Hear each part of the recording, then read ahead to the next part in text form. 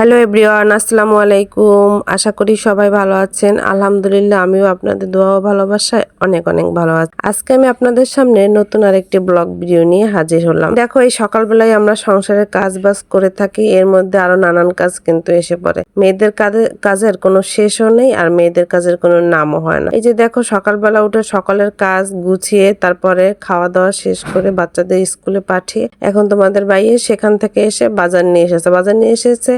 অন্যান্য বাজারগুলো এনেছে ঠিকই, তার মধ্যে এই দেখো ছোট মাছ এনেছে। এইসব ছোট মাছ বাছাবাছি করতে কত সময় লাগে, অথচ ওদিকে আবার তোমার ভাইয়া আবার আমাকে মাঝে মাঝে অনেক হেল্প করে। যেহেতু এই ছোট মাছগুলো বাছার সময় তোমাদের ভাইয়া আমাকে কিন্তু অনেক হেল্প করে দিয়েছে। সেগুলো আর ভিডিও শুট নিয়ে নেই, সে একটু লাজুক টাইপের, মানে ক্যামেরার সামনে আসতে চায় না। যাই হোক, মাছগুলো অতি তাড়াতাড়ি বাছা হয়ে গেছে। তারপর আমি কিছু ভাগ ভাগ করে ফ্রিজে রেখে দিয়েছি, আর যতটুকু আমরা দুজন খাবো ততটুকু এখানে রান্না করতে এনেছে। আমাদের ছেলেরা মাছ খায় না বলতে মানে ছোট মাছ তো একদমই খায় না, আর মাছ খেতেও চায় না। ওদের জন্য গোশত রান্না করা লাগে আলাদা করে। দেখো, মাছটা কিন্তু আমি হাতে মাখিয়ে রান্না করছি, যেমন সব মশলাগুলো পেঁয়াজ, কাঁচামরিচ, হলুদ, মরিচ, তেল, লবণ এগুলো দিয়ে হাতে মাখিয়ে নিয়ে সুন্দর করে রান্না করার জন্য করেছি। এবার রান্না করেছি, রান্নাটা ওই যে দেখো প্রায় হয়ে গেছে রান্নাটা। এদিকে আবার কাঁকরোল নিয়ে এসেছে, সেই কাঁকরোল গুলো কোটাকাটি করে এখানে পরিষ্কার করে ধুয়ে নিই। যতক্ষণ পরিষ্কার করে ধোয়া না হয় ততক্ষণ আমি ধুইতেই থাকি। এভাবে করে পরিষ্কার করে ধুয়ে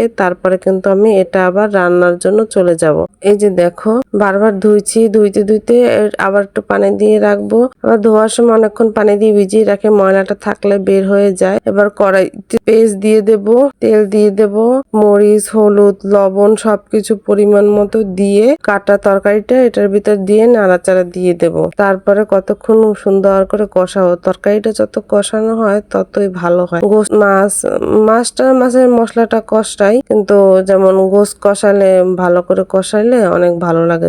তরকারি আমি অনেকক্ষণ অল্প একটু ঝোল দিয়ে তারপরে কষাই দিই। এই যে দেখো, এখানে আমি অল্প একটু ঝোল দিয়ে ঢাকনা দিয়ে দিয়েছিলাম। এই ঝোলগুলো যখন টেনে আসবে তখন কিন্তু এটা অনেক সুন্দর কষানো হবে। তারপরে আমি আবার অল্প ঝোল দিয়ে এটা সুন্দর করে ভাজা ভাজা করে রান্না করব। যেহেতু চিংড়ি মাছ দেই না, এজন্য ভাজা ভাজা করেই রান্না করব। ওদিকে রান্না বান্না খাওয়া দাওয়া শেষ করে আমি কিন্তু বাচ্চাদের নিয়ে বিকেলে ছাদে এসে গেছি। কারণ কি জানো, শহরে বাচ্চাদের নিয়ে বের হওয়া মানে পার্কে ঘুরতে যাওয়া, কোনো রেস্টুরেন্টে, এই তাছাড়া তো আর বেশি বের হওয়া পড়ে না। এখন যদি ওদেরকে নিয়ে ছাদেও না আসি তাহলে ওরা কিন্তু বোরিং হয়ে যায়। স্কুলে যাওয়া আসা করে, বাসায় লেখাপড়া করে, এরপর যদি ছাদে না আসে তাহলে কেমন লাগে বলো। তাই ওদেরকে নিয়ে ছাদে আসলাম, ওদের বেশ ভালো লাগলো। ওরা খেলাধুলা করলো, ছাদে এসে অনেক দৌড়াদৌড়ি করলো। আমি একটু ঘোরাঘুরি করলাম, ভিডিও করলাম, তোমাদের সাথে শেয়ার করলাম। এই যে দেখো, আমার একটা বাচ্চা দুষ্টুমি করছে, ছবি আঁকছে, সেইগুলো আবার দেখাচ্ছে ক্যামেরার সামনে। অনেক দুষ্ট আমার বাচ্চারা। এই যে দেখো, আমার ছাদের চারপাশে কত গাছপালা, দেখতেই অনেক ভালো লাগে। পেছন দিকে একটা তাল গাছ আছে, বড়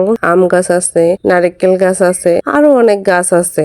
মানে ছাদে আসলে মোটামুটি মনটা একটু ভালো হয়ে যায়। খোলা আকাশের নিচে ঘুরতে অনেক ভালোই লাগে। ঘোরাঘুরি করা আমার অনেক পছন্দ, বিশেষ করে গ্রামীণ পরিবেশে যখন আবহাওয়া ভালো থাকে তখন ঘুরতে অনেক ভালো লাগে। আবার আকাশ যখন মেঘলা করে তখন দৃশ্যটাও অনেক সুন্দর লাগে। এই আমি ছাদে এসে অনেক কিছুই অনুভব করি। তোমাদের কার কার ঘুরতে ভালো লাগে এভাবে গ্রামীণ দৃশ্য, আকাশের প্রতি মেঘ হওয়ার পর হালকা হালকা বাতাস, অনেক ভালো লাগে। আচ্ছা ঠিক আছে আপুরা, যাই হোক আজকে এ পর্যন্তই। আল্লাহ হাফেজ।